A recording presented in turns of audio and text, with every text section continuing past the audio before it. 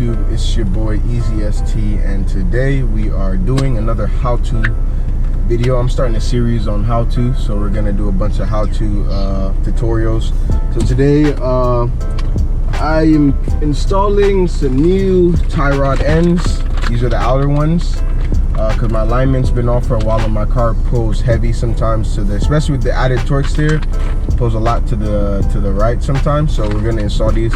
Hey guys, so I have the car jacked up right now, and I'm about to go under. I'm starting with the driver's side first, and I'm gonna take off the wheel, and then I'm gonna take off the old tie rod end and then replace it with the new one. I'm gonna bring you guys along to the process. I don't know how much I can show you because I kind of can't really hold the camera. I don't have a stand, but so far this is where we're at right here. So once I get under there, I'm gonna start recording. I'm gonna fix the camera.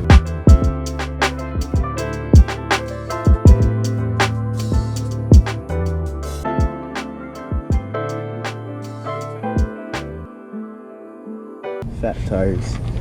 So hopefully, you know, coming up we're gonna get some custom forged wheels. Just a side note, so we're gonna get those custom forged, and we're gonna go with 18 by 9.5.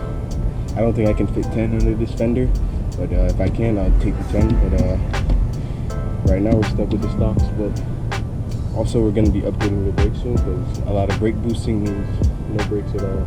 I'm gonna be upgrading the brakes up front and in the back. So I'll probably try to see if I can find a RS big brake kit somewhere, hopefully buy it used, and just change the rotors and the pads. So let's get it started.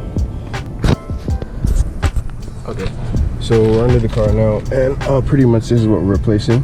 So first, I don't know what size bolt this is, but I'm gonna go get a I don't know what size socket this is for this bolt, so I'm gonna go find it and I'm gonna start it. Once we take this off, then we have to unscrew the tie rod end, and then we put the new one on and screw it back up. If you're doing this, you have to get an alignment afterwards, because from what I've read, sometimes the length that this old tie rod is different from the one that the new one's gonna be on.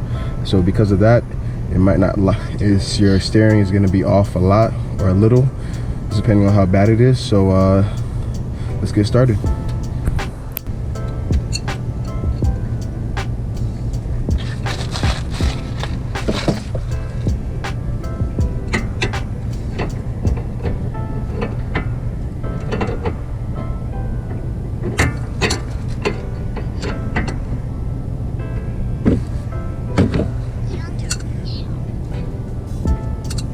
So I loosened this top bolt right here.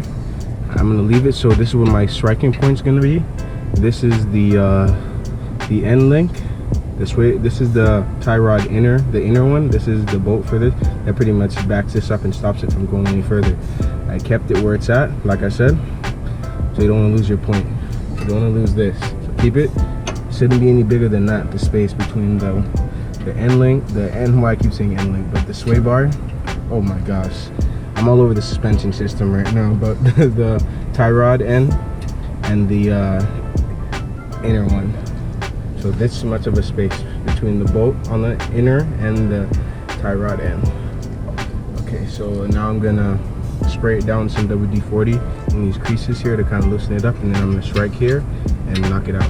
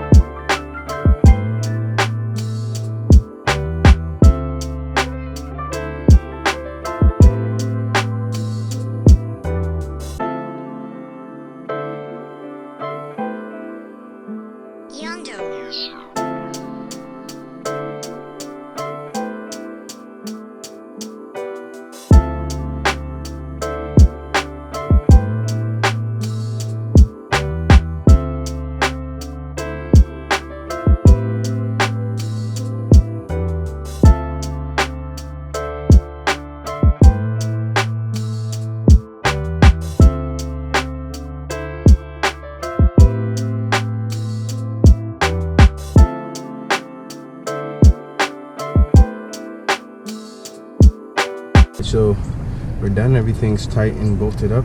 Actually, I forgot to let you guys know, but this nut, this bolt I should say, is actually a 15 millimeter and not a 16. The spark plug socket, it's just, it was in there, and that's the only thing I found at the time, but I found one at the end. So just if anything, I'll post it up a little bit earlier in the video so you guys don't get started and end up getting the wrong thing. So pretty much we're done. I'm about to put everything back together, take it for a test drive and see how bad it is. I doubt it's gonna be bad because I stuck with the same settings that it was at before, so everything should be good. So that's it. Thank you for watching the video. Appreciate the support. Make sure you like, subscribe, and comment in the comment section and let me know what you guys think and more videos I should do and everything. So peace out.